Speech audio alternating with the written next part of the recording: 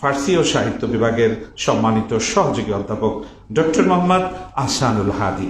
Doctor Mohammad Ahsanul Hadi, যিনি প্রায়শই অত্যন্ত মূল্যবান আলোচনাটি যৌক্তিকভাবে প্রাজ্ঞতার সাথে উপস্থাপন করে থাকেন। সুধীমণ্ডলী, আপনাদেরকে এবার আমরা উপহার দিচ্ছি ডক্টর মোহাম্মদ আহসানুল হাদী। আসসালামু আলাইকুম ওয়া রাহমাতুল্লাহি ওয়া বারাকাতুহু। নাহমাদুহু ওয়া নুসাল্লি আলা রাসূলিহিল কারীম, আম্মা বা'দ। আসলে আমি কোনো ভূমিকায় যাচ্ছি না, কারণ সময় অত্যন্ত সংক্ষিপ্ত। আর যারাই এখানে আলোচনা করতে এসেছেন, আমি মাসনবী হায়দার ভাইকে বললাম যে সবার ভেতরে আসলে একটা ইশক কাজ করছে। আহলে বেইতের যে ফায়েজ, এই ফায়েজ থেকে কেউ তার কথায় আসলে আজকে লাগাম টানতে পারছে না, বলতেই ভাল লাগছে। এটা আহলে বেইতের ফায়েজ, মহব্বত। সুতরাং আমি ভূমিকায় যাচ্ছি না, কয়েকটা বিষয় আপনাদের সামনে তুলে ধরব। দেখুন, কোনো একটা বিষয়কে থামিয়ে দেওয়ার জন্য, যখন যুদ্ধ হয়, কোনো একটা বিষয়কে থামিয়ে দেওয়ার জন্য কোনো অস্ত্রের প্রয়োজন হয়। আজকে আহলে বেইতের শান, মান, মর্যাদার বর্ণনা আমরা আজকে গাদিরে খুম নিয়ে আলোচনা করছি। এই আলোচনাগুলোকে থামিয়ে দেওয়ার জন্য এই সময়ে যারা আহলে বেইতকে মহব্বত করে না, তাদের মহব্বতের কথা স্বীকার করে না, তাদের কাছে বড় একটা অস্ত্র, সেটা হলো শিয়া। দুঃখজনক ব্যাপার, কারণ গত বছর আমি আলোচনা করেছি, এই বছর দেখেছি ফেসবুকে অনেকে লেখালেখি করছে আহসানুল হাদী মনে হয় একজন শিয়া। নাউজুবিল্লাহ। দেখুন, আহলে বেইতের কথা আলোচনা করলে যদি শিয়া হয়ে যেতে হয়, কেন এই ইলজাম আসবে? আজকের কিছু সংখ্যক মানুষ আমাদের সামনে এই বিষয়গুলোকে তুলে এনেছে যেন মানুষ আহলে বেইতের মহব্বত থেকে দূরে সরে যায়। দেখুন, শিয়া সুন্নি মত পার্থক্য আমাদের সামনে কারা তুলে নিয়ে আসলো, কারা আজকে এ দুটোকে সাংঘর্ষিক পর্যায়ে দাঁড়ালো? আপনারা জানেন, আল্লাহর ওয়ালিদের দরগায়, আল্লাহর ওয়ালিদের দরবারে, সেখানে হিন্দু, মুসলিম, বৌদ্ধ, খ্রিস্টান সবাই সেখানে যায়। আমাদের খাজা মঈনুদ্দিন চিশতি আজমিরি রহমতুল্লাহ আলাই, ওনার মাজারে যদি আপনি যান, এখনো দেখবেন হিন্দুরা মাথায় ফুলের তোড়া নিয়ে তার মাজারে গিয়ে শ্রদ্ধা নিবেদন করছে। এবং খাজা মঈনুদ্দিন চিশতির হাতে এই উপমহাদেশের 90 লক্ষ মানুষ ইসলামকে কবুল করেছে। আপনি চিন্তা করতে পারেন, 90 লক্ষ বিধর্মী তার হাতে ইসলাম কবুল করলেন। কি ছিল তার ভেতরে, কি ফয়েজ ছিল তার মধ্যে, যেই ফয়েজের কারণে ওনার হাতে এই উপমহাদেশের এত সংখ্যক মানুষ ইসলামকে কবুল করেছে? আজকের দিনে তো মাদ্রাসার সংখ্যা তো কমেনি, জায়গায় জায়গায় ধর্মীয় প্রতিষ্ঠান গড়ে উঠেছে, মাদ্রাসা গড়ে উঠেছে। কিন্তু খাজা মঈনুদ্দিন চিশতি রহমতুল্লাহ আলাই যে খেদমত আঞ্জাম দিয়েছেন, এর শিকি মাত্র কেউ এত বড় খেদমত আজকের জামানায় কেউ আঞ্জাম দিতে পেরেছেন?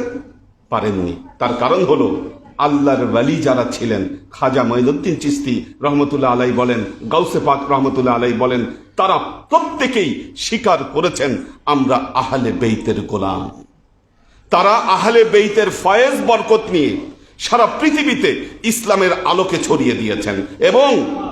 এবং যারা আজকে ইসলামের শত্রু, তারা জানেন, তাদের গবেষণায় এটি বেরিয়ে এসেছে যে আহলে বেইতের ভক্তদের মাধ্যমে যেভাবে ইসলাম ছড়িয়ে দেওয়া সম্ভব, পৃথিবীতে যেভাবে ইসলাম স্প্রেড করেছে, অন্য কোনো মাধ্যমে ইসলামকে এইভাবে ছড়িয়ে দেওয়া সম্ভব নয়। আমি মাদ্রাসায় পড়েছি, আমি আমার একটা অভিজ্ঞতা শেয়ার করি। গাদিরে খুম মাদ্রাসায় যে হাদিস পড়ানো হয়, এই হাদিসের কোনো কিতাব শেষ করা সম্ভব নয়। যেহেতু সম্ভব নয়, আমার বাবা বাসায় ওস্তাদ রেখে আমাকে হাদিস বইগুলো পড়িয়েছেন, যেন এগুলো পড়ি।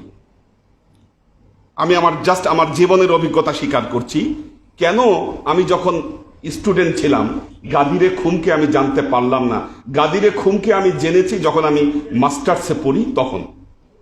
কেন এই গ্যাপটা হলো? তার কারণ হলো, আমার ওস্তাদ যিনি আমাকে হাদিস গ্রন্থ পড়িয়েছেন, যখন গাদিরে খুমের অধ্যায় এসেছে, তিনি আমাকে এতটুকু বলেছেন, দেখেন নাউজুবিল্লাহ কিরকম অপপ্রচার। তিনি বলেছেন গাদিরে খুম এটি শিয়াদের একটি উৎসব, এই উৎসবে বিভিন্ন অশ্লীল কাজ কারবার করা হয়। গাদিরে খুম সম্পর্কে তিনি আমাকে এই শিক্ষা দিয়েছেন। নাউজুবিল্লাহ। এটা ছিল গাদিরে খুম সম্পর্কে আমার ধারণা। যতদিন আমি মাদ্রাসায় পড়েছি আমার মাথায় এই নেগেটিভ ধারণা নিয়ে আমি বড় হয়েছি, এই নেগেটিভ ধারণা নিয়ে বড় হয়েছি। ওই অধ্যায় আমি কখনো টাচই করতে যাইনি যে না সর্বনাশ, এটা শিয়াদের অধ্যায়, এটা যদি আমি পড়তে চাই তাহলে আমার ঈমান না জানি নষ্ট হয়ে যায়। কিন্তু একদিন রমজান মাসে আমার অভ্যাস ছিল রমজান মাসের যে বৃহস্পতিবার রাতগুলো জাগার চেষ্টা করতাম। আর যেহেতু কোরআন হাদিস মোতালা করলে সারা রাত জাগ্রত থাকার সওয়াব সেখানে পাওয়া যায়, খুঁজতে খুঁজতে যখন আল্লাহর নবীর বিদায় হজ থেকে আল্লাহর নবীর ইন্তেকাল পর্যন্ত পুরো অধ্যায়গুলো যখন ঘাটলাম, তখন দেখলাম খুতবাতে গাদিরে খুম। আমি পড়ে অ্যাস্ট্রোনাইজড হয়ে গেলাম। কি লিখেছে এখানে। এবং আরেকটা গোপন কথা বলি, আমি সেই রাতেই, আমি কথা কাউকে বলিনি আজ পর্যন্ত, আমি মাওলা আলীকে আমি স্বপ্নে দেখেছি।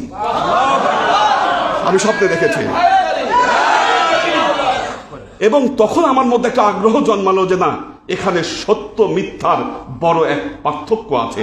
সত্য আমাকে খুঁজে বের করতে হবে, কোথায় সত্য। প্রচলিত সমস্ত ধারণা আমার মাথা থেকে আমি বাদ দিয়ে দিলাম। এবং আমাদের শিক্ষা ব্যবস্থাগুলো যে মিথ্যা দিয়ে সাজানো, এই বিষয়টি আমি সেদিন থেকে আমি অনুভব করতে পারলাম যে না, আমরা যে শিক্ষা ব্যবস্থায় চলছি এটি সত্য নয়। কারণ সত্য হলে মুহাদ্দিসিনে কেরাম এত বড় মিথ্যাচার তারা করতে পারতেন না। এখন দেখুন, যে মুহাদ্দিস যিনি আমাকে এই তথ্য দিলেন যে গাদিরে খুম হচ্ছে শিয়াদের একটা অনুষ্ঠান, এই অনুষ্ঠানে শিয়ারা আসেন, তারা বিভিন্ন অশ্লীল কাজ করেন। বিশ্বাস করুন, ওনার শিক্ষা ব্যবস্থায় জীবনের কোনো পর্যায়ে যদি উনি কোনো আল্লাহর ওয়ালির সোহবত পেতেন, তার মুখে এই ধরনের কথা বের হতো না। সম্ভব হতো না। কেন হয়েছে সম্ভব? কারণ উলিয়াদের সোহবত থেকে তিনি বঞ্চিত। কিছু মস্তিষ্ক প্রসূত জ্ঞান তার ভেতরে ঢুকানো হয়েছে, আর সেই জ্ঞানের প্রচারই তিনি করছেন। তিনি ভুল করছেন, কিন্তু তিনি নিজেও জানছেন না যে তার ভুলটি কোথায়। আজকের দিনে অনেক আলেম আছেন যারা আহলে বেইতকে মহব্বত করেন, কিন্তু গাদিরে খুমের অনুষ্ঠানে উপস্থিত হতে তারা ভয় পান। তারা ভয় পাচ্ছেন। কেন ভয় পাচ্ছেন? ভয় একটাই, যে আমি যদি গাদিরে খুমের অনুষ্ঠানে যাই আমাকে না জানি শিয়া বানিয়ে দেয়। আচ্ছা দেখুন, গাদিরে খুম মানে মাওলা আলীর অভিষেক দিবস। আমাদের সমস্যাটা কোথায় দেখুন, মাওলা আলীর অভিষেক মেনে নেওয়া মানে আমাকে বলতেই হবে যে দামাদাম মাস কালান্দার আলিদা পহেলা নাম্বার। আচ্ছা, এখন আমি যদি মাওলা আলীকে যদি পহেলা নাম্বার আমি স্বীকার করে নেই, হযরত আবু বকর রাদিয়াল্লাহু তাআলা আনহুকে পহেলা খলিফা স্বীকার করা যাবে না, বিষয়টি এমন নয়। একটি আরেকটির সাথে কোনো দিনও সাংঘর্ষিক নয়। মনে রাখবেন, আহলে বেইতের মর্যাদা আহলে বেইতের জায়গায়, সাহাবীদের মর্যাদা সাহাবীদের জায়গায়, সাহাবীদের জায়গায়। পৃথিবীর কোন সাহাবী আহলে বেইত ছিলেন না, কিন্তু আহলে বেইতের প্রত্যেক সদস্যই সাহাবী ছিলেন। কি তুলনা করার জন্য কুফু হওয়া লাগে, কুফু লাগে। আমরা কখনো এই দুইয়ের মধ্যে তুলনা করি না, কারণ এটা তুলনার জায়গা নয়। এটি আপনাকে বুঝতে হবে কোনটা ইমামত আর কোনটা খেলাফত, এটা আপনাকে বুঝতে হবে। এই দুইকে যদি আপনি বুঝেন, এই দুইকে সমন্বয় করা আপনার জন্য সহজ হবে। কি মাওলা আলী ইমামত এটা হচ্ছে একটা ধর্মীয় পোস্ট, এটা থিওলজিক্যাল পোস্ট। খেলাফত হলো পলিটিক্যাল পোস্ট। কি পলিটিক্যাল পোস্টের সাথে আপনি থিওলজিক্যাল পোস্টকে গোলায় ফেলবেন, পানি ঘোলা করবেন, আর সেখানে মাছ শিকারের চেষ্টা করবেন। এই অবস্থায় দীর্ঘদিন ধরে আমাদের ভেতরে চলেছে বলেই আমাদের এই ইতিহাস ঐতিহ্যগুলোকে মুছে ফেলার চেষ্টা করা খুব সহজ হয়ে গেছে। দেখুন, আমাদের করণীয় কি? করণীয় হলো এই অলি আউলিয়াদের যে শিক্ষা ব্যবস্থা, এটাকে ফিরিয়ে আনতে হবে। এইদিকে আমাদের কিছু ব্যর্থতা রয়েছে। আমাদের কিছু ব্যর্থতার কারণ হলো ব্যর্থতার কারণ হলো এই সারা পৃথিবীতে আপনি জানেন যে অটোমান সাম্রাজ্যের যখন পতন ঘটলো, মুসলমানদের জীবনের দুর্গতি কিন্তু তখন থেকেই শুরু হয়েছে। যখন ইহুদি খ্রিস্টানরা আমাদের ঘাড়ে চেপে বসেছে, সেদিন থেকেই আমাদের দুর্গতি শুরু হয়েছে। আমাদের বাকিবিল্লাহ মিশকাত চৌধুরী তিনি বলেছেন যে এখানকার যে আলেম যারা আছেন তাদেরকে কাউকে কিনে নেওয়া সম্ভব নয়। একটা মজার বিষয়, বর্তমান সময়ে এমন পরিস্থিতি দাঁড়িয়েছে, আপনি মাথায় টুপি পরেছেন, বাহ বাহ ঠিক আছে, আপনার কোনো সমস্যা নাই। আপনি লম্বা জামা পরেছেন, বাহ বাহ ঠিক আছে, কোনো সমস্যা নাই, নারাই তাকবীর আল্লাহু আকবার। আপনি মুখে দাড়ি রেখেছেন, কোনো সমস্যা নাই। কিন্তু আপনি যখনই বলবেন আমি মাওলা আলীর ভক্ত, আমি আহলে বেইতের ভক্ত, এখন বলবে সমস্যা আছে, তুমি কি বেদাতি কিনা। বানিয়েছে কারা এই পরিস্থিতি? তাদের বিরুদ্ধে আমাদের মুখ খুলতে হবে, প্রমাণ করতে হবে। যারা আজকে ইসলামের ধারক বাহক দাবি করছে, ইতিহাস তুলে আনতে হবে তারা ইসলামের কি খেদমত করেছে, আপনি খেদমত দেখান। আজকে আমাদের মসজিদগুলো বিভক্ত হয়ে গেছে। আমরা আলাদা আলাদা নামে বাংলাদেশে মসজিদ তুলেছি, কোনোটা আহলে হাদিস মসজিদ, কোনোটা সুন্নি মসজিদ। আমাদের মসজিদগুলোতে বিভক্তিতে পরিপূর্ণ হয়ে গেছে। আজকে আমরা মিলাদ কিয়াম করতে গেলে আমাদেরকে বাধা দেয়, নামাজ শেষে মোনাজাত করতে গেলে আমাদের বিরুদ্ধে ফতোয়া দেয়। এইভাবে আমাদের মসজিদগুলোর ভেতরে ঝগড়া বিভেদ কারা তৈরি করেছে? আল্লাহর ওলিরা তো কোনোদিন তৈরি করেনি। আল্লাহর ওলিদের তাদের যে দৃষ্টিভঙ্গি এত উদার ছিল, তাদের দরবারে সকল ধর্মের মানুষ তো আসতে পারে। শিয়া সুন্নি খারিজি এদের মধ্যে পার্থক্য তো আল্লাহর ওলিরা তৈরি করেনি, হচ্ছে যারা ওই ইহুদি খ্রিস্টানদের কাছ থেকে টাকা খেয়েছে, আর এর বিনিময়ে ইসলামের মূল স্পিরিটকে যারা নষ্ট করে দিতে চাচ্ছে, তারা আজকে আমাদের মধ্যে এই অবস্থা তৈরি করেছে। দেখবেন আপনি আহলে বেইতের প্রেমিক, আপনি একটা মাদ্রাসা করতে চান, আপনাকে কেউ ফান্ড দিবে না। ফান্ড দেওয়ার আগে মিডল ইস্ট থেকে আপনি ফান্ড আনতে চান, জিজ্ঞাসা করবে আপনি মিলাদ করেন কিনা, আপনার মসজিদে মিলাদ হয় কিনা, আপনার মসজিদে কিয়াম হয় কিনা, আপনার মসজিদে আহলে বেইতের আলোচনা হয় কিনা। হলে আপনি ফান্ড পাবেন না। আপনি ফান্ড তাদেরকে দিবে যারা আহলে বেইতকে গালাগালি করে, যারা আহলে বেইতের মর্যাদাকে যারা ক্ষুণ্ণ করতে চায়। তাদের ফান্ডের কোনো অভাব নাই আজকের দিনে। তো দেখুন, কিন্তু যেই সত্যকে আমার নবী, পেয়ারা নবী মুহাম্মদ মুস্তাফা সাল্লাল্লাহু আলাইহি ওয়াসাল্লাম তুলে ধরেছেন, এই সত্যকে মিটিয়ে দেওয়া, এই সত্যকে কবর দেওয়া কাল কিয়ামত পর্যন্ত কারো পক্ষে সম্ভব নয়। আজকের অনুষ্ঠান দেখুন, আজকের অনুষ্ঠানে আহলে বেইতের মহব্বতের অনুষ্ঠান, উপস্থিতি যেরকম হওয়ার কথা ছিল হয়তো উপস্থিতি সেরকম নয়। দেখুন, এতে মনক্ষুণ্ণ হবার কিছু নেই, কারণ নূহের কিস্তি, হযরত নূহের সময়ে হাজার হাজার লক্ষ লক্ষ মানুষ তো ছিল। নূহের কিস্তিতে কয়জন আরো উঠতে পেরেছিল? দেখুন, ইতিহাস দেখুন, নূহের কিস্তিতে কয়জন উঠতে পেরেছিল? হযরত নূহ আলাইহিস সালামের নিজের সন্তানই জায়গা পায়নি হযরত নূহের কিস্তিতে। তার সন্তানকে তিনি তার নূহের কিস্তিতে উঠাননি। আহলে বেইত তো নূহের কিস্তি, আহলে বেইত নূহের কিস্তি। দলে দলে লোক এত সহজে এই আহলে বেইতের কিস্তিতে উঠবে আর আহলে বেইতের পক্ষে স্লোগান দিবে, আমরা যদি এটা চিন্তা করি এটি ভুল। আমাদেরকে এর জন্য সংগ্রাম করতে হবে। গাদিরে খুনকে তুলে ধরা, এর ইতিহাসকে তুলে ধরা, আহলে বেইতের শান এবং মর্যাদাকে মানুষের কাছে ছড়িয়ে দেওয়া। মনে রাখবেন, বর্তমান সময়ের জন্য এটি সর্বোত্তম জিহাদ। আল্লাহ এই জিহাদে যাদেরকে কবুল করেছেন, এই জিহাদে যাদেরকে শামিল করেছেন, আল্লাহ তাদের সবাইকে কবুল করুন। আমি আর দীর্ঘায়িত করছি না, কারণ অনেক বক্তা আছেন। আমাদের কাউসার মুস্তফা স্যার আছেন, আমাদের আজমির থেকে যে মেহমান এসেছেন হযরত সালমান চিশতি, তিনি গতকাল চট্টগ্রামে গাদিরে খুমের উপর খুব চমৎকার আলোচনা করেছেন। তো আমার আলোচনা এতটুকুই আমি শেষ করছি। আসসালামু আলাইকুম ওয়া রাহমাতুল্লাহি ওয়া বারাকাতুহু। ভরপুর প্রাজ্ঞ আলোচনা উপস্থাপন করলেন ডক্টর মোহাম্মদ আহসানুল হাদী। সুধী মণ্ডলী, আমরা অনুষ্ঠানের দেখতে দেখতে একেবারে শেষ লগ্নে এসে পৌঁছেছি।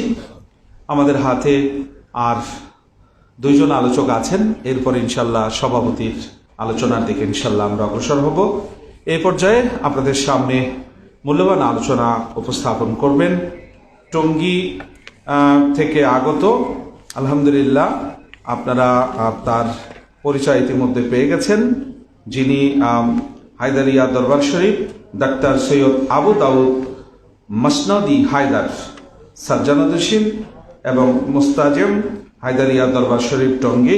আমি ডক্টর সৈয়দ আবু দাউদ মস্তবি হায়দারি মাদ্রাসিল্লাহুল আলীকে তার মহামূল্যবান আলোচনাটি উপস্থাপন করবার জন্য বিনীতভাবে আমন্ত্রণ জানাচ্ছি।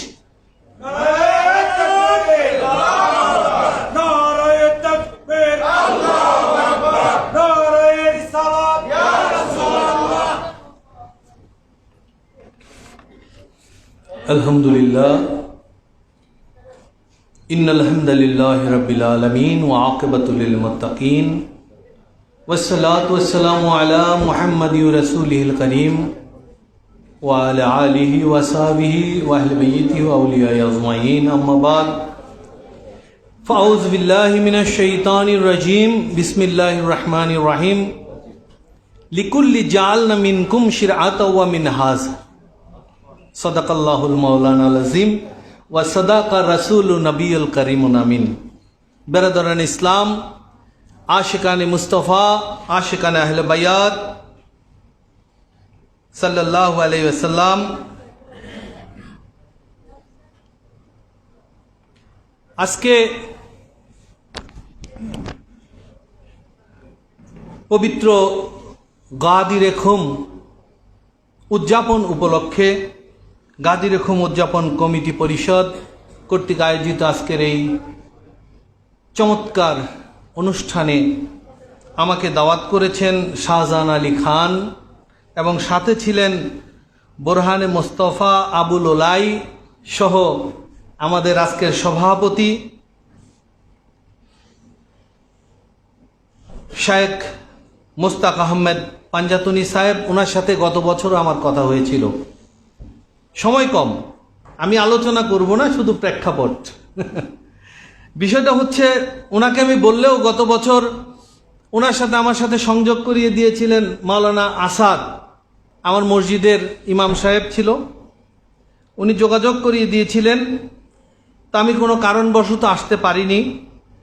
যাই হোক, এবছর আমার অত্যন্ত আন্তরিক এবং ভাগিনা, আপনারা সবাই জানেন, ডক্টর খাজা বাকিবিল্লাহ মিশকাত চৌধুরী, তার ঐকান্তিক আগ্রহ এবং প্রেরণা আজকের এই মহতি মাহফিলে আমাকে সম্পৃক্ত করেছে। এর জন্য মহান আল্লাহ রাব্বুল আলামিনের দরবারে শুকরিয়া জানাই, আলহামদুলিল্লাহ। সম্মানিত উপস্থিতি, আজকের এই সভায় যারা উপস্থিত আছেন তারা প্রত্যেকে অনেক চমৎকার চমৎকার আলোচনা, প্রেক্ষাপট এবং গাদিরি খুমের তাৎপর্য নিয়ে আলোচনা করে সমাপ্ত করেছেন। অনুষ্ঠান শেষ পর্যায়ে আমাকে দাওয়াত যেহেতু দেওয়া হয়েছে, তাই মাইক্রোফোনের সামনে এনে হাজির করা হয়েছে। তা আমি গাদিরে খুমের আলোচনা অনুষ্ঠানে একটা আয়াত পাঠ করেছি ভিন্ন জায়গা থেকে, ছোট্ট একটা আয়াত। এর মধ্যে কারণ হচ্ছে, আমি আলোচনাটা একটু ভিন্ন আঙ্গিকেই করতে চাই। আজকের মেহমান যারা আছেন আপনারা সবাই জানেন, সবাইকে সালাম জানানোর জন্য একবার সম্মানার্থে নামটি পড়ে নিচ্ছি। আজমির শরীফের গদ্দিনশীন ও খাদেম সাহেবজাদা সৈয়দ সলমান চিস্তি, ডক্টর শাহ কাউসার মুস্তফা আবুল ওলাই, ডক্টর মোহাম্মদ আহসানুল হাদি, আল্লামা সুফি মহিউদ্দিন খান ফারুকি। তিনি আমাকে ইতিমধ্যে সালাম দিয়েছেন ওনার একান্ত একজন মাওলানা সাহেবের মাধ্যমে, আবু তালহার মাধ্যমে আমি ওনার সালাম পেয়েছি। আরও উপস্থিত আছেন, অনেক চমৎকার আলোচনা করেছেন, যার আলোচনা অনেক ভালো লেগেছে আমার। শাহ সরোয়ার মোস্তফা আবুল ওলাই খুব চমৎকার আলোচনা করেছেন। শাহ সুফি মুস্তাক আহমেদ, ডাক্তার বাকিবিল্লাহ মিশকাত চৌধুরী, মঞ্জুরুল কাদরি, সৈয়দ আমিনুল ফেরদৌস এবং আলোচনা করে গেছেন হাফেজ মাওলানা ফুয়াদ আল মাহাদি ফারুকি। এরা সবাই কিন্তু বাংলাদেশে আহলে বায়াতের প্রেমিক এবং অত্যন্ত চমৎকার আলোচনা করেন। আমি কোনো ভালো আলোচক নই, আমাকে দাওয়াত করা হয়েছে শুধুমাত্র উপস্থিত হওয়ার জন্য, আলোচনা করার জন্য নয়। তবুও আমরা যারা এখানে উপস্থিত হয়েছি তারা সবাই তরিকতপন্থী, ঠিক কিনা? এতক্ষণ কেউ কিন্তু জবাব নেয় নাই। আমি একটু জবাব দিব সংক্ষিপ্তভাবে শেষ করার জন্য। জবাব না দিলে সংক্ষিপ্ত হবে না, মনে হবে যে আমি বুঝাইতে পারি নাই, আমি ব্যর্থ হয়েছি। আমরা সবাই তরিকতপন্থী তো? আমাদের প্রথম তকমা, এখানে এতক্ষণ শিয়া তকমার কথা বলা হয়েছে, আমাদেরকে প্রথম তকমা দেওয়া হয় তরিকা। কই পাইছো? তরিকা কোরআন হাদিসে নাই। তথাকথিত বেদাতি পীর মুর্শিদদেরকে যারা করে, পীর মুরিদি যারা করে, তারা তরিকা পাইছে। আমি বলি আল্লাহ পাক বলতেছেন তরিকা তো তোমাদের সবার জন্য দিছি, লিকুল্লি জালনা মিনকুম, তোমাদের জন্য দুইটা তরিকা। ভাষাটা তো বুঝতে হবে আল্লাহর। সিরাতাও একটা শরিয়ত, ওয়া মিনহাজ আর একটা বিশেষ পথ তরিকত। আমাকে আজকে ইঞ্জিনিয়ারিং ইনস্টিটিউশনে আসতে হয়েছে। আমি যদি মহাসড়ক ধরে সারাদিন হাঁটতাম, সারাদিন গাড়ি চালাইতাম, আর ডান দিকে না ঢুকাইতাম, তাইলে কি এখানে পৌঁছাইতে পারতাম? এই মহাসড়কটা হচ্ছে আমাদের শরিয়ত, এটাতে সবাই চলে। কিন্তু মনজিলে মকসুদ, নূরে তাজাল্লি, আল্লাহর তাজাল্লি দর্শনের জন্য যে পথ, সেটি হচ্ছে তরিকত, যা আমরা গ্রহণ করি, যা আল্লাহ পাক আমাদের জন্য নির্ধারণ করে দিয়েছেন। সেই খাস পথ আমার মনজিলে মকসুদে পৌঁছাইতে হইলে আমাকে ইঞ্জিনিয়ারিং ইনস্টিটিউশনে ঢুকতে হবে। তাই আমি এখানে আসছি। এটা হচ্ছে খাস পথ, মিনহাজ। অতএব এটা কোনো বেদাতি কর্ম নয়। যারা বেদাত বলে তারা বেদাতি, ঠিক কিনা? যারা বেদাত বলে তারা বেদাতি। গাদিরে খুম নিয়ে আলোচনা হয়ে গেছে, গাদিরে খুম নিয়ে অনেক আলোচনা হয়েছে। আহসানুল হাদি থেকে ধরে আমার বন্ধুবার অনেক ভালো, অনেক উন্নত মানের আলোচনা করেন। এছাড়া যারা আলোচনা করছেন আপনারা শুনেছেন, অনেক চমৎকার চমৎকার আলোচনা করে। আমি বলবো নবুয়তের দাম থাকবে না, আল্লাহর রসুলের শেষ রসুল হিসাবে, শেষ নবী হিসাবে মর্যাদা থাকবে না, আপনার ঈমান থাকবে না যদি গাদিরকে আপনি অস্বীকার করেন। কেন? সময় নেই, রাখো। কেন? গাদিরকে অস্বীকার করলে আল্লাহর রসুলকে আপনি মর্যাদা করলেন না, আপনার ঈমান থাকবে না। এ মানুষ সকল শুনে রাখো, সমস্ত নবী এসেছেন, প্রত্যেক নবী বলেছেন আমার পরে আরেকজন নবী আসবেন, ওই নবীর উৎপত্তি স্থল অমুক এলাকা হবে, ওই নবীর চেহারা মুবারক এমন হবে, ওই নবীকে তোমরা মেনে নিও। পরবর্তী অনুসারীগণ ওই নবীর আদব আখলাক দেখে কে আসবেন তাকে খুঁজে বের করতে হয়েছে। তিনি কোনো ইন্ডিপেন্ডেন্ট ছিলেন না, তাকে অদৃশ্য একটা সূত্র দিয়ে এই নবীকে অবগত করা হয়েছে, জাহিরি নবীকে, পরবর্তী আগত নবীর সম্বন্ধে। আর আমার নবী বললেন আনাল আকেব আনাল মাহি, আমি শেষ, আমি শ্রেষ্ঠ। আর এই শ্রেষ্ঠত্বর প্রমাণ হচ্ছে গাদির। কিভাবে? একটু চিন্তা করুন, একটু ভেবে দেখুন কিভাবে এটা শ্রেষ্ঠত্ব। আমার নবী সাল্লাল্লাহু আলাইহি ওয়া সাল্লাম তিনি বলছেন আমি শেষ, আমার পরে কেউ আসবে না। তাহলে দিক নির্দেশনা কে দিবে? আল্লাহ।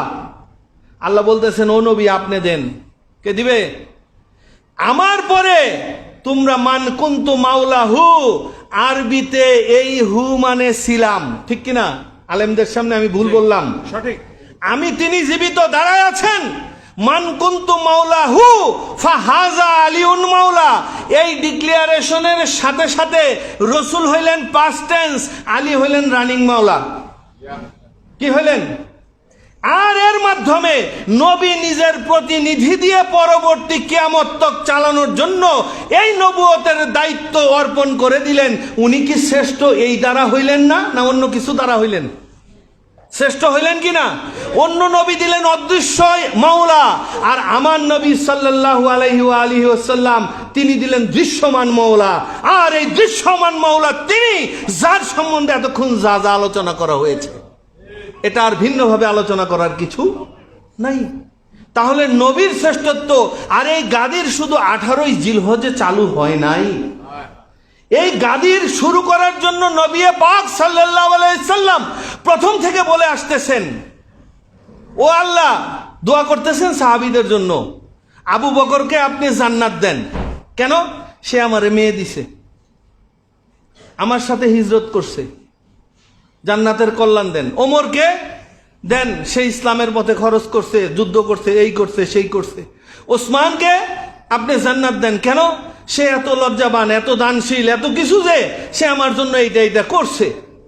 ও আল্লাহ, আলীকে?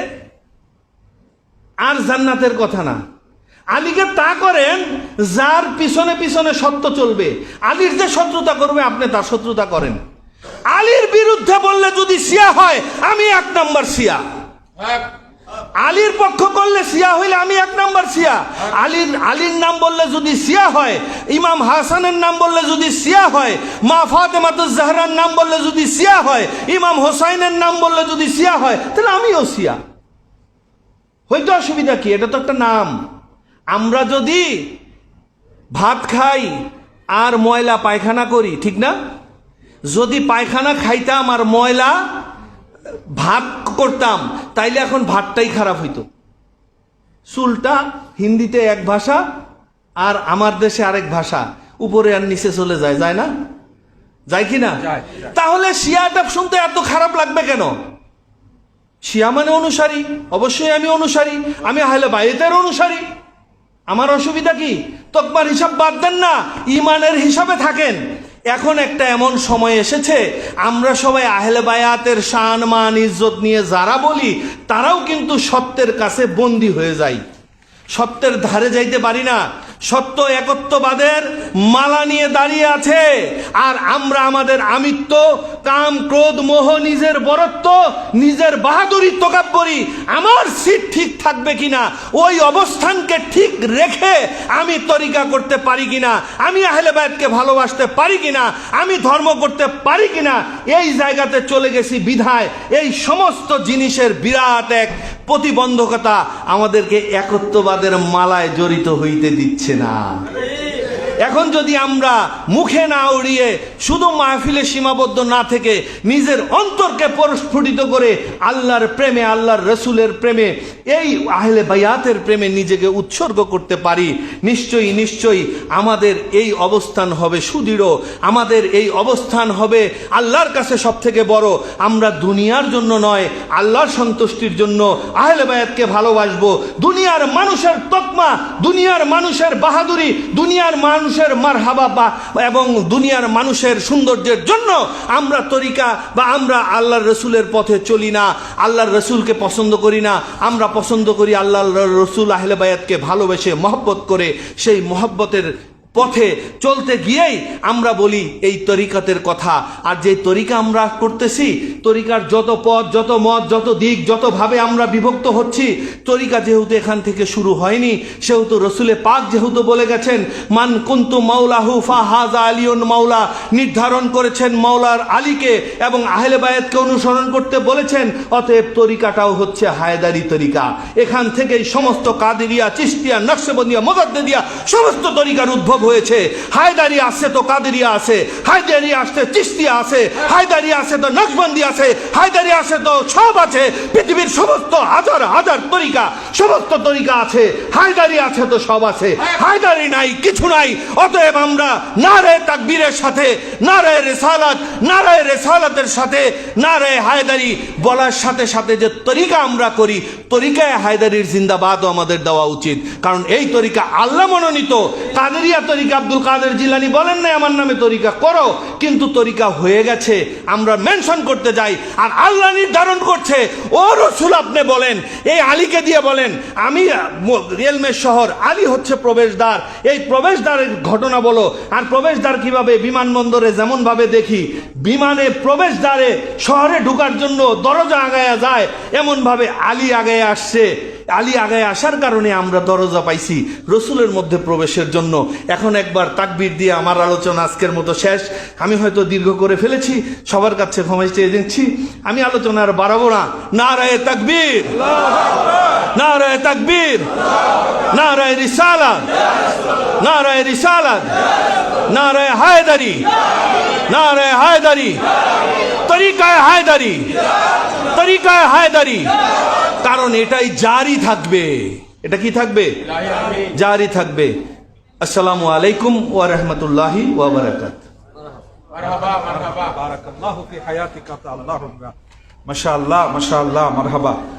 সত্যি অসাধারণ। সম্মানিত ভাইয়েরা, সুধী মণ্ডলী, আমন্ত্রিত অতিথিবৃন্দ, আজকে যে আলোচনার মধ্য দিয়ে অনুষ্ঠান পূর্ণতা পেল, অনুষ্ঠানের সৌন্দর্য বহুগুণে বৃদ্ধি পেল, আমি আন্তরিক কৃতজ্ঞতা এবং মোবারকবাদ জানাই ডক্টর সৈয়দ আবু দাউদ মস্তফী হায়দারি মাদ্দাজিল্লাহুল আলী, যিনি মহামূল্যবান আলোচনা উপস্থাপন করে আমাদের ইমানের সঞ্জীবনী পানি ঢেলে দিয়েছেন।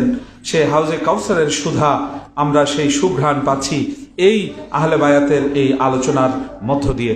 সুধীমণ্ডলী, এখন আপনাদের সামনে মহামূল্যবান আলোচনা নিয়ে উপস্থাপন হবেন কিশোরগঞ্জ, শোলাকিয়া, নীলগঞ্জ রোড, সাজ্জানুদ্দিন খানকায়ে আবুল উলিয়া, ঢাকা বিশ্ববিদ্যালয়ের দর্শন বিভাগের সম্মানিত অধ্যাপক ও চেয়ারম্যান ডক্টর শাহ কাউসার মুস্তফা আবুল উলাই। আলহামদুলিল্লাহ, আমি মহতারামকে তার মহামূল্যবান আলোচনাটি উপস্থাপন করবার জন্য বিনীতভাবে আমন্ত্রণ জানাচ্ছি। সুধী মণ্ডলী, ডক্টর শাহ কাউসার মুস্তফা আবুল উলাই।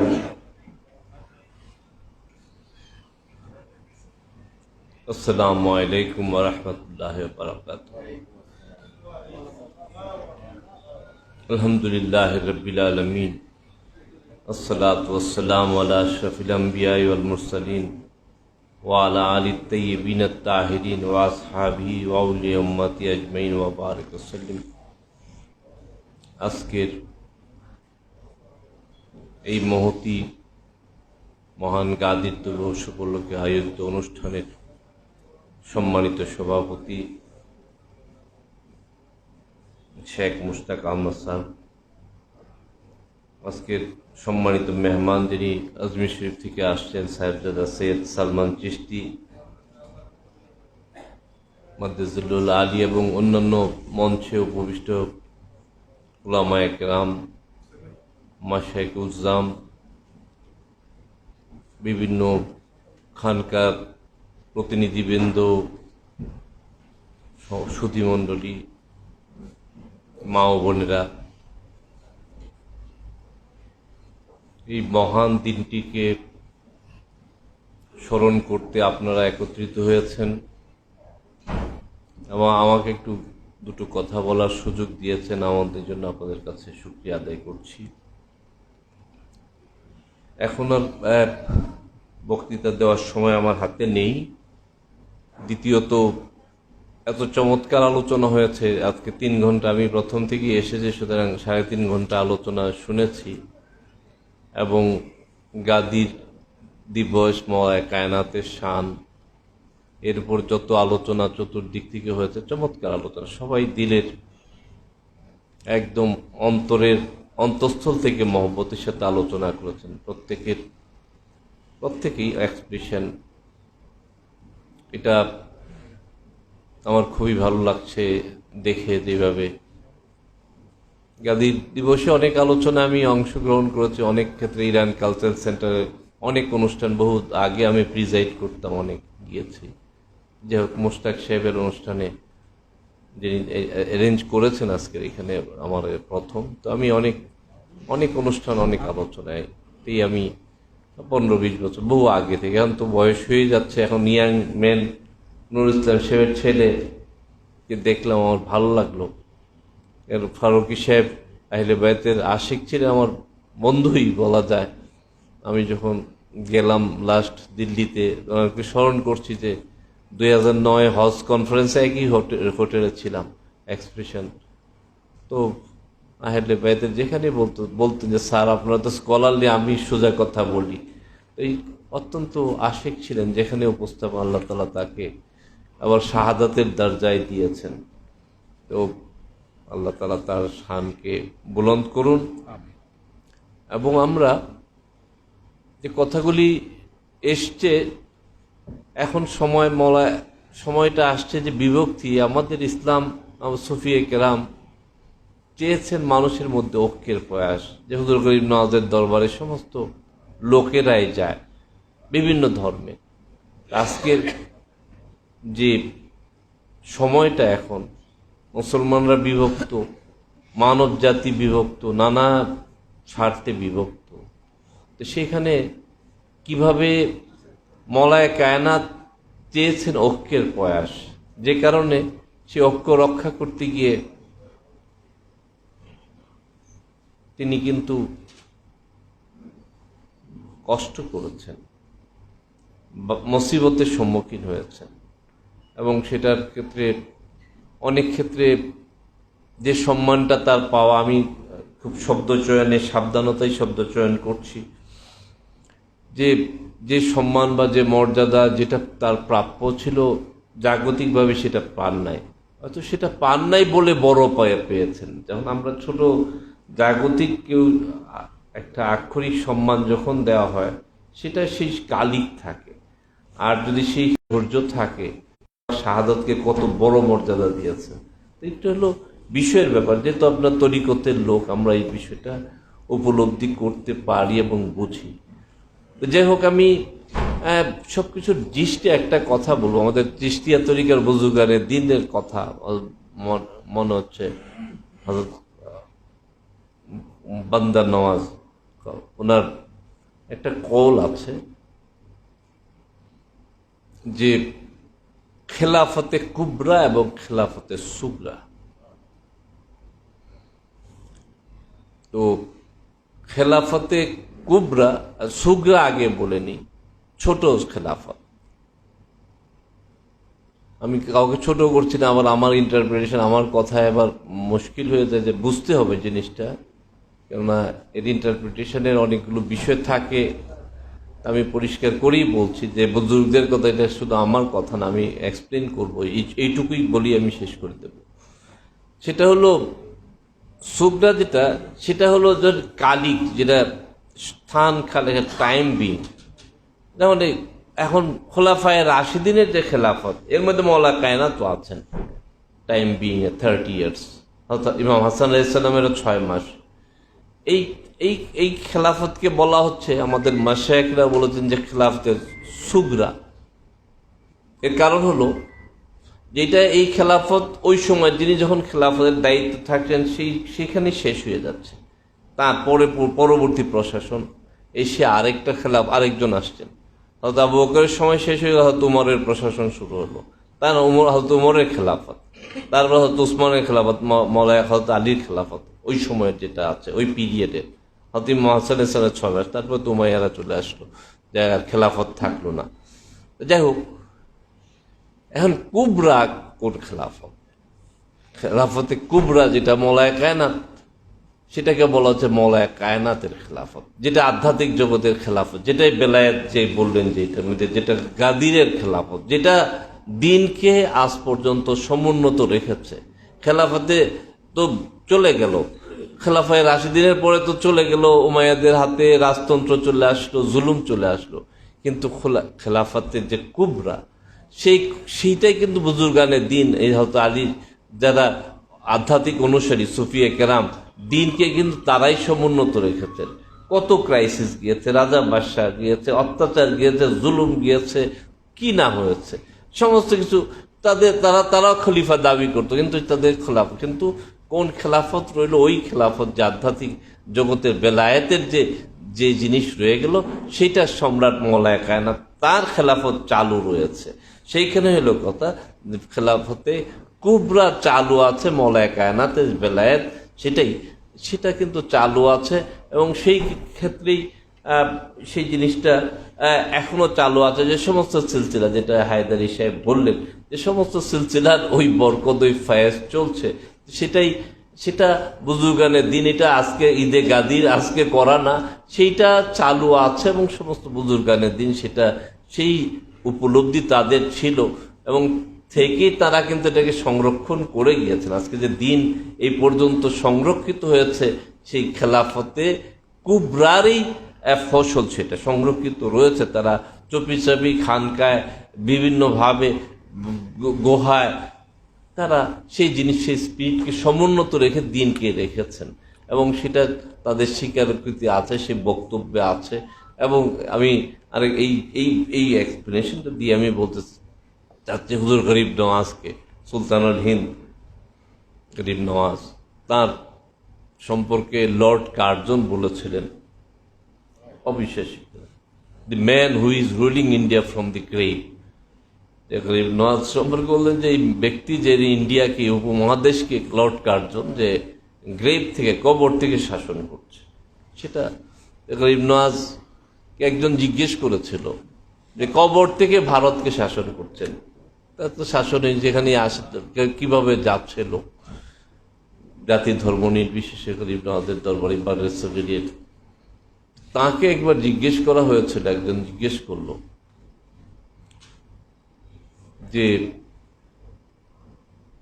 আপনারাও বলেন যে বেলায়েতের অধিকারী, বুজুর্গরা, হুজুর গৌস পাক বেলায়েতের অধিকারী, হুজুর গরিব নওয়াজ বেলায়েতের অধিকারী, সমস্ত মুজাদ্দিদ আল ফিসানি, সমস্ত বুজুর্গরা, হোসেন শাহ আমির আবুল্লাহ সবাই বেলায়েতের অধিকারী।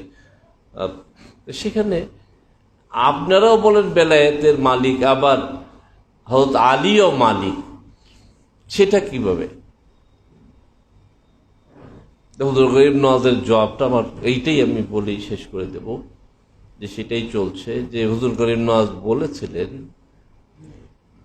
যে শোনো, জমিদারি বুঝো তো, জমিদারি, হ্যাঁ, জমিদার, জমির মালিক যিনি থাকে, বড় জমিদারি থাকে, আর থাকে কিষান, থাকে কৃষক, যে চাষবাস করে। আর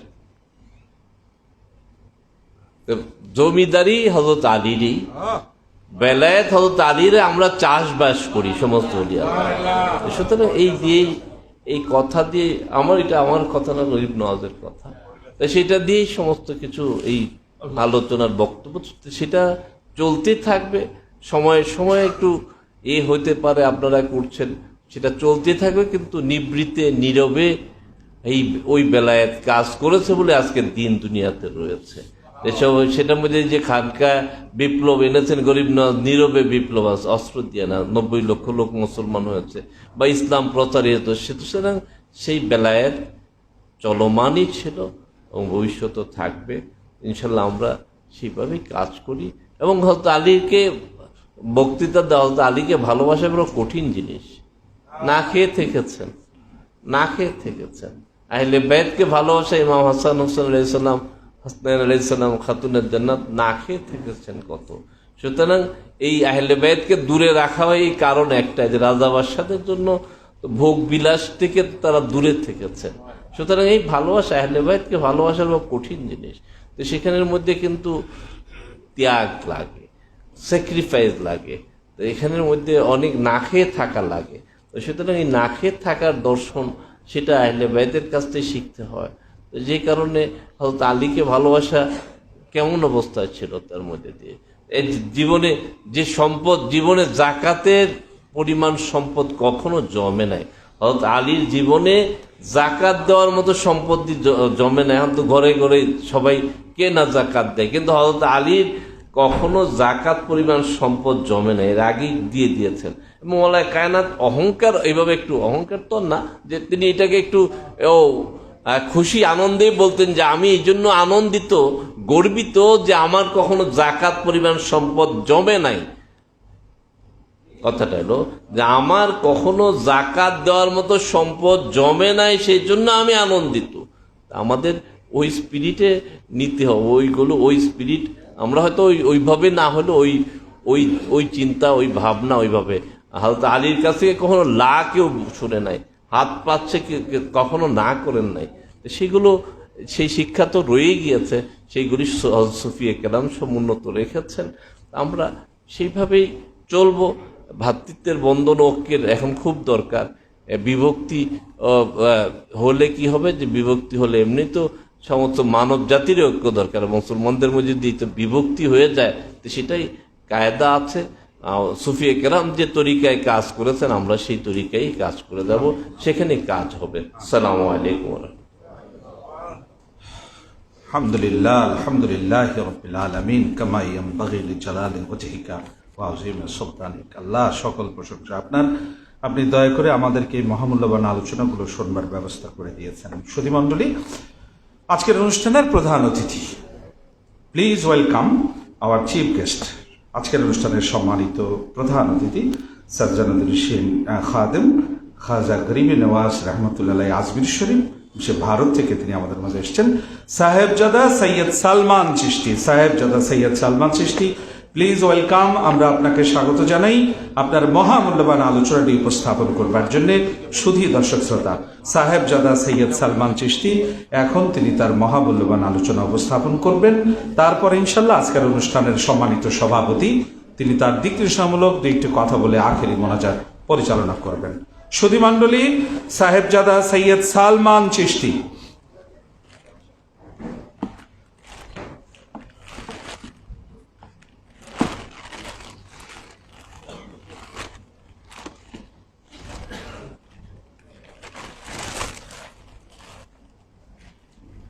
बिस्मिल्लाहिर्रहमानिर्रहीम अल्हम्दुलिल्लाहिल्लज़ी हदाना लिहाज़ा वमा कुन्ना लिनहतदी लौला अन हदानल्लाहु लक़द जाना रसूल रब्बिना बिलहक़ वस्सलातु वस्सलाम सय्यदिल अंबिया वल मुरसलीन ताहा व यासीन महबूब रब्बिल मशरिक़ैन वल मग़रिबैन जद्दिल हसन वल हुसैन मौलाना मौला सकलैन बिल क़ासिम मुहम्मद इब्न अब्दुल्लाह नूर मिन नूरुल्लाह वाला आलिहि तय्यबीन अत्ताहिरीन अलमासूमीन अलमुंतखबीन अलमुंतजबीन वलानतल्लाहि अला दाइहिम अजमईन मिन यौमिना हाज़ा इला यौमिद्दीन अम्मा बाद फ़क़द क़ाल अल्लाहु सुब्हानहु तबारक व तआला फ़िल क़ुरानिल मजीद वल फ़ुरक़ानिल हमीद बिस्मिल्लाहिर रहमानिर रहीम या अय्युहर रसूल बल्लिग़ मा उन्ज़िला इलैका मिर रब्बिक फ़इन लम तफ़अल फ़मा बल्लग़्ता रिसालतहु वल्लाहु यासिमुका मिनन नास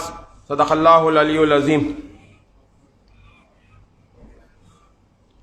हज़रात गिरामी, मंच पर तशरीफ़ फरमा तमाम मौज़िज़ उलमाए इकराम, खानकाहों से वाबस्ता तमाम सज्जादगान और यहाँ मेरे सामने सामीन हज़रात, आप सबको मैं कोटि कोटि सलाम अर्ज़ करता हूँ कि आपके दिलों में जो ये मवद्दत नबी व आले नबी का जाम छलक रहा है, जिसको आप लोगों तक फैज़ पहुँचा रहे हैं, उसके लिए मैं आपको कोटि कोटि सलाम अर्ज़ करता हूँ।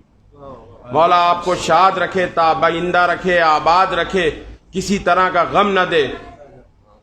ये मेरी एक अपनी पर्सनल दिली ख्वाहिश थी कि सरजमीन बांग्लादेश के ऊपर में पंज तने पाक का जिक्र हो, नबी व आले नबी पाक का जिक्र हो।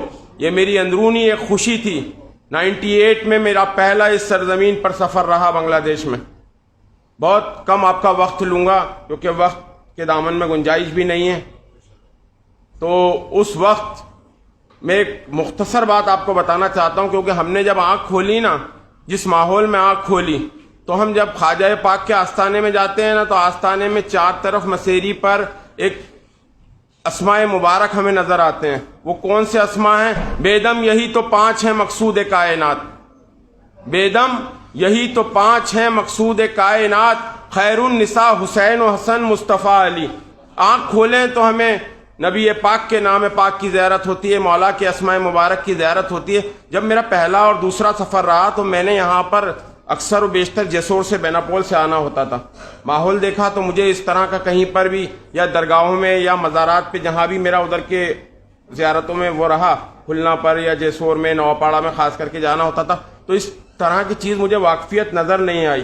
तो एक दिन मैं खोजते खोजते जैसोर में एक मकाम पर रुका हुआ था, तो करबला रोड था वहाँ। अब हम लोग करबला की निस्बत जो समझते हैं, इमाम हुसैन अलैहिस्सलाम की निस्बत से करबला समझते हैं। करबला रोड पर पता चला वो तो कब्रिस्तान की वजह से उसका नाम करबला है, पर वहाँ कुछ भी वो मामला नहीं था। फिर पता चला वहाँ पर कुछ हजरात ऐसे मौजूद हैं कि जिनके दिलों में अहले बैत पाक की मवद्दत के झरने बह रहे हैं। उस झरने में से ही एक बूंद निकलती है। ये मेरे सामने खड़े हैं मेरे भाई शहबाज भाई, इनके वालिद इरशाद भाई, उनको मौला सेहत सलामत रखे। उस दरिया की बूंद में से, उस फैज़ान में से मौला ने जिसको चाहते हैं, जिसको जैसे मिलाते हैं, शाहजहां भाई से मेरा ताल्लुक कराया। शाहजहां भाई के जरिए आप मोमिनीन तक आज मैं खाकसार पहुंचा हूँ। आपकी मवद्दत का, आपकी मोहब्बत का मैं शुक्रगुजार हूँ। और मैं इस काबिल नहीं हूँ نہ میں کسی مدرسے سے مکتب سے کوئی فارغ نہیں ہوں. بس ہمارا جو فیض ہے میں عرض کرنا چاہتا ہوں, 4 مصروں میں آپ تک پہنچانا چاہتا ہوں کہ ہم ہیں حسینی, ہم سب, آپ اور ہم ہیں حسینی, ہم مولائی, ہم ہیں خواجہ والے, ہم ہیں خواجہ والے, اور چشت کے ساقی سے پیتے ہیں حب علی کے پیالے, حب علی کے پیالے.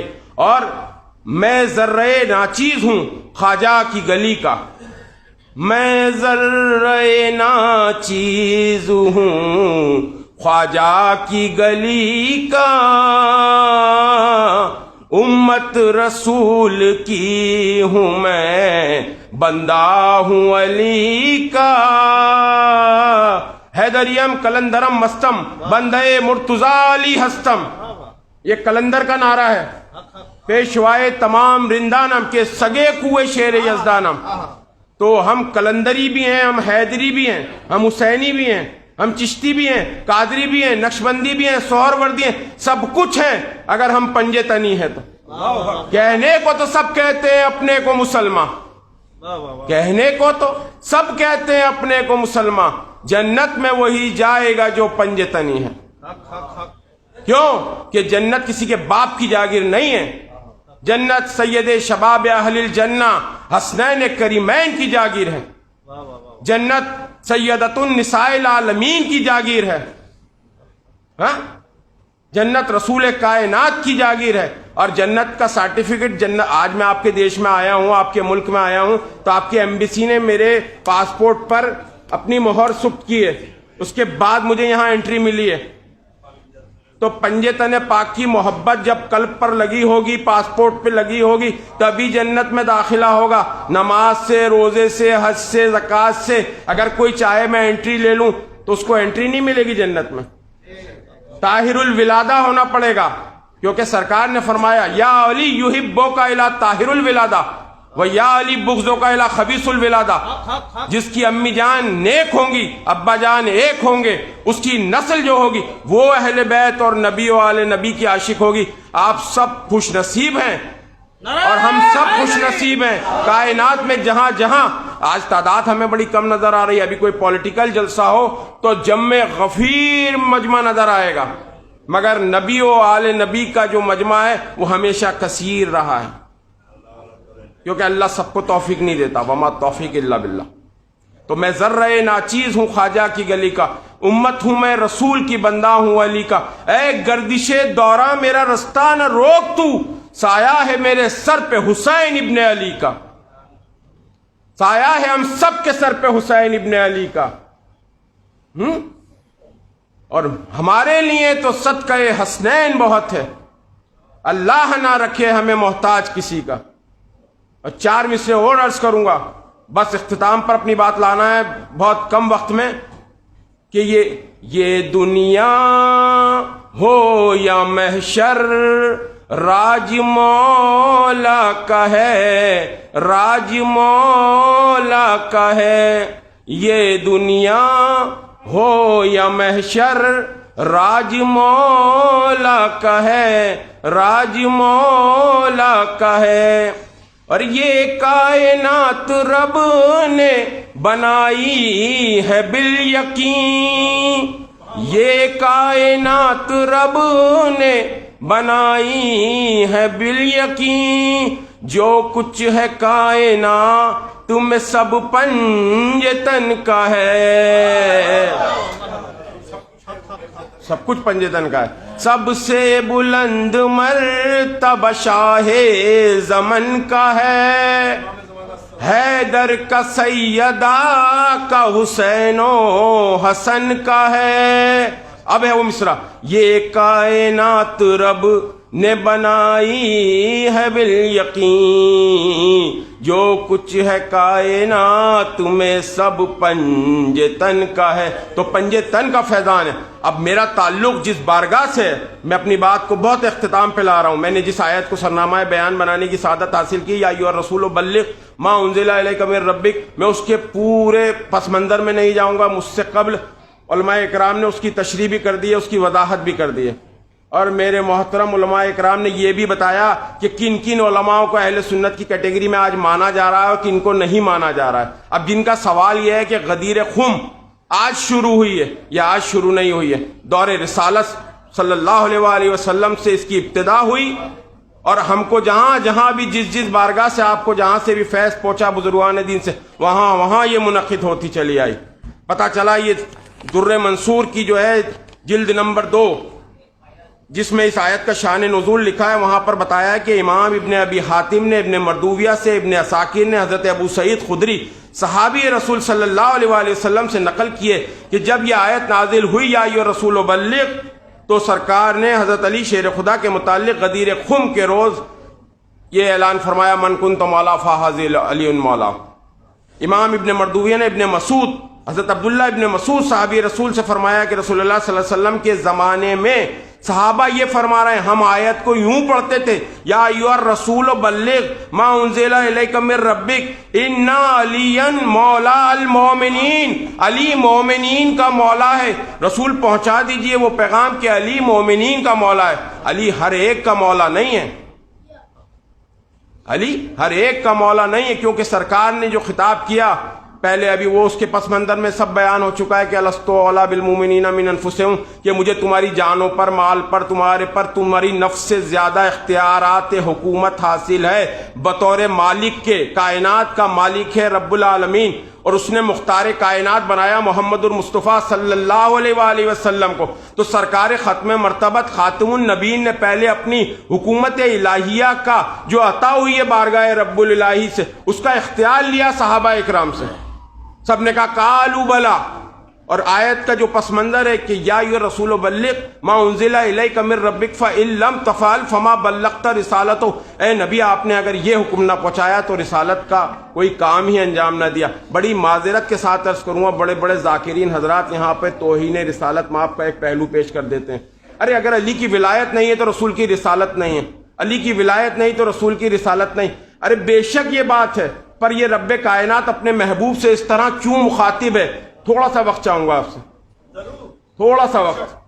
کیوں مخاطب ہو رہا ہے آج اپنے محبوب سے؟ وہ محبوب کہ کہیں فرمائے یا ایھا النبی انا ارسلناک شاہدا و مبشرا و نذیرا و سراجا منیرا، کہیں فرمائے کہ اے حبیب اگر تمہاری بزم میں کوئی آواز بلند کر لے تو اس کے اعمال غرق ہو جائیں.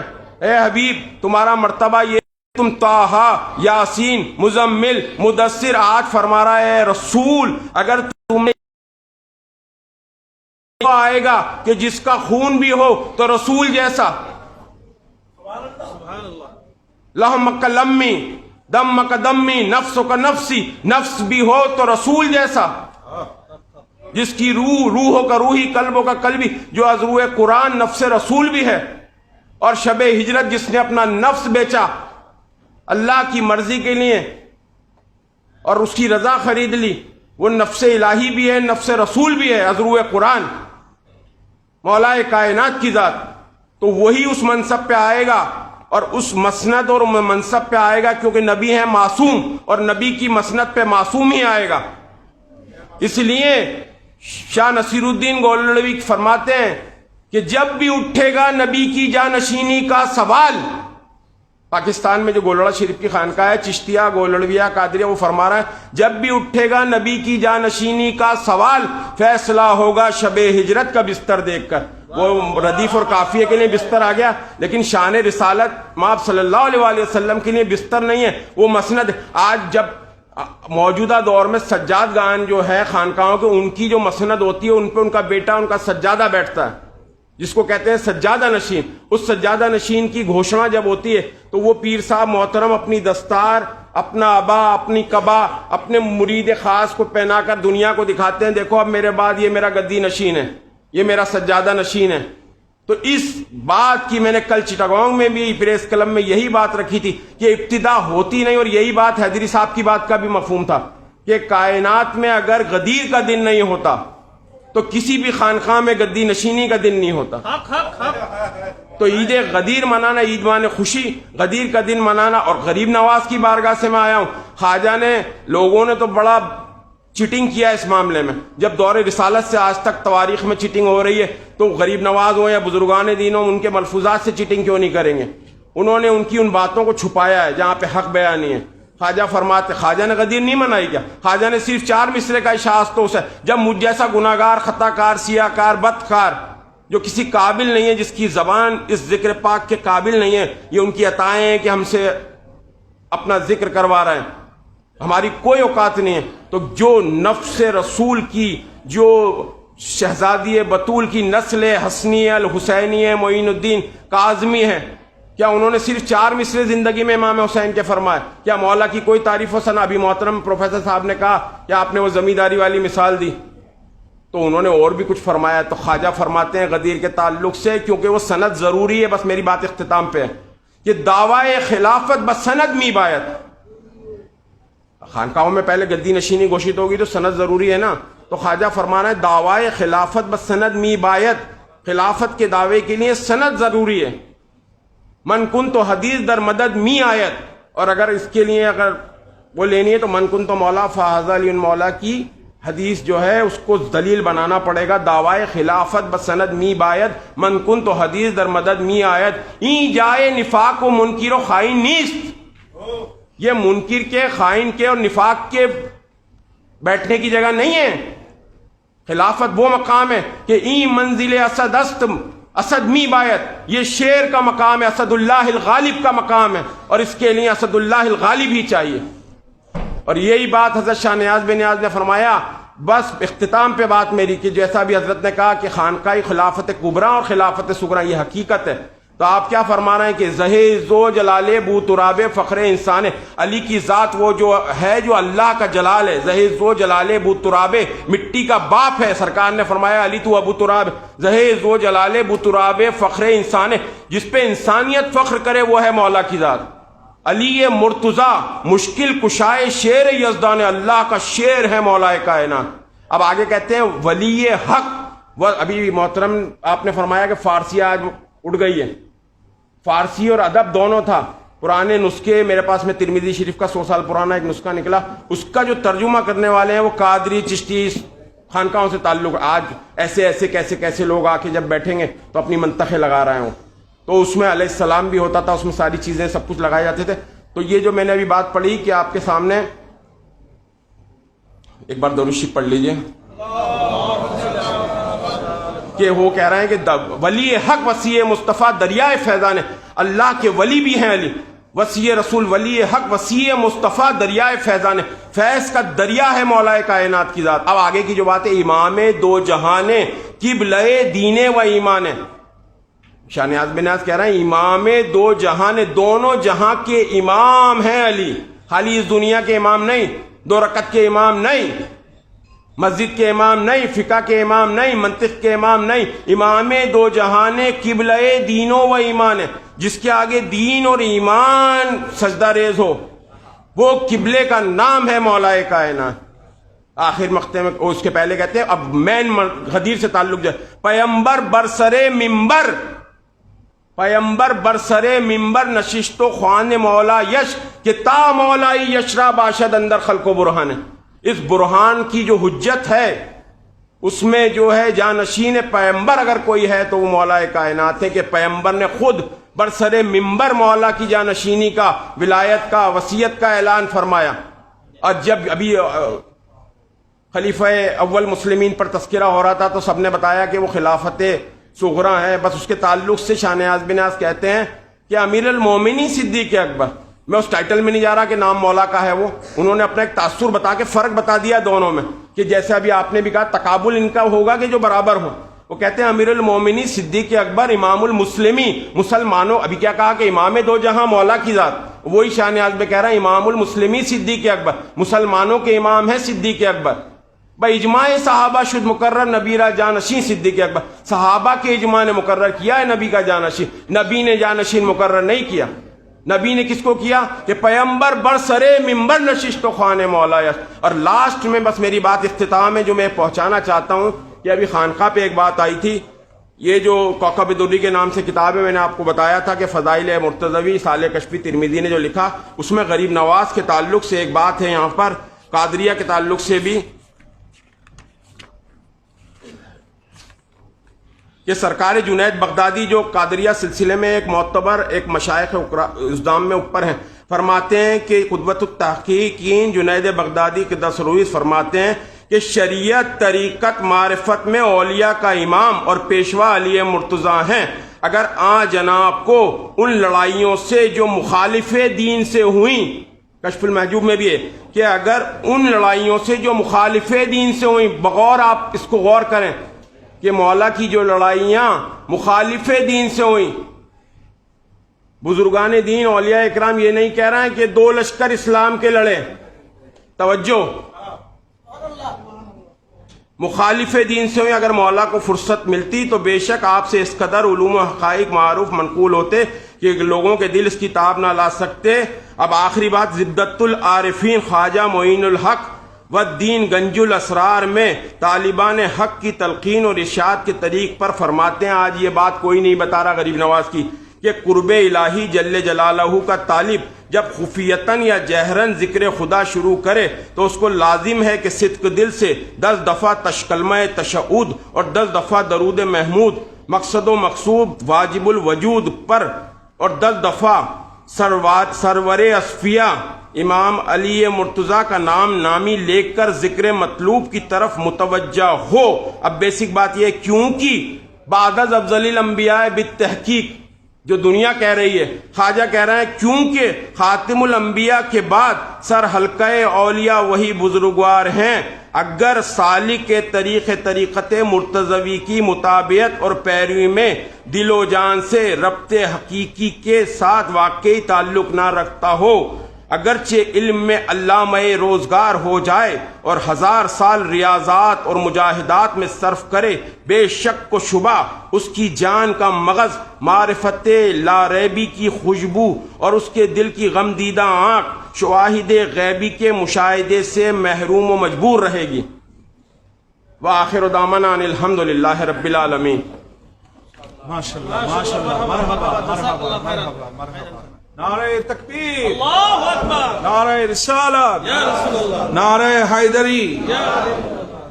সম্মানিত ভাইরা,